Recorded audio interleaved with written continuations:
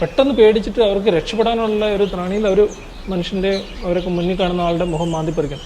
ഭയങ്കര ഭീകരമാണ്. അത് plastic surgery ചെയ്താൽ പോലും അത് ശരിയാകാത്ത രീതിയിലൊക്കെ മുഖം ആയിപ്പോകും. കരടിയുടെ ഒരു പ്രത്യേകത എന്ന് പറഞ്ഞാൽ കരടികൾ അവർക്ക് കണ്ണിന് അത്ര കാഴ്ച കുറവില്ല. കാരണം കുറേയേറെ ഹെയർ ഇങ്ങനെ കണ്ണിന് ഫ്രണ്ടിലോട്ടൊക്കെ വീണെന്ന് അവർ അധികം കാഴ്ച കുറവാണ്. പിന്നത്തെ ഒരു കാര്യം ഇവരെപ്പോഴും സ്മെല്ല് ചെയ്താണ് നടക്കുന്നത്. ഇവരുടെ പ്രൈമറി ഡയറ്റ് എന്ന് പറഞ്ഞു കഴിഞ്ഞാൽ ഫുഡെന്ന് പറഞ്ഞു കഴിഞ്ഞാൽ ടെർമൈറ്റ്സും ആൻസും നമ്മുടെ ചിതലുകളും ഈ ഉറുമ്പുകളുമാണ് ഇവർ മെയിനായിട്ട് കഴിക്കണം.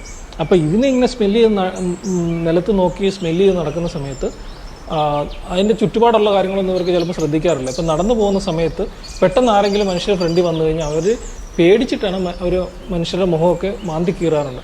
പക്ഷേ ഒരുവിധപ്പെട്ട ആൾക്കാരൊക്കെ ജീവിക്കും. പക്ഷേ ആനയുടെ പ്രശ്നം എന്ന് പറഞ്ഞാൽ ആനയുടെ ഫ്രണ്ടിൽ ചെന്ന് വിട്ട് കഴിഞ്ഞാൽ ഓൾമോസ്റ്റ് 90% മരണം ഉറപ്പാണ് നമ്മൾ തട്ടിയിട്ട് കഴിഞ്ഞാൽ. അതുകൊണ്ട് കരടിയല്ല, ഇന്ത്യയിലെ കാടുകളിൽ എനിക്ക് തോന്നുന്നത് കരടിയേക്കാളും കൂടുതൽ ആനയാണ് പ്രശ്നം.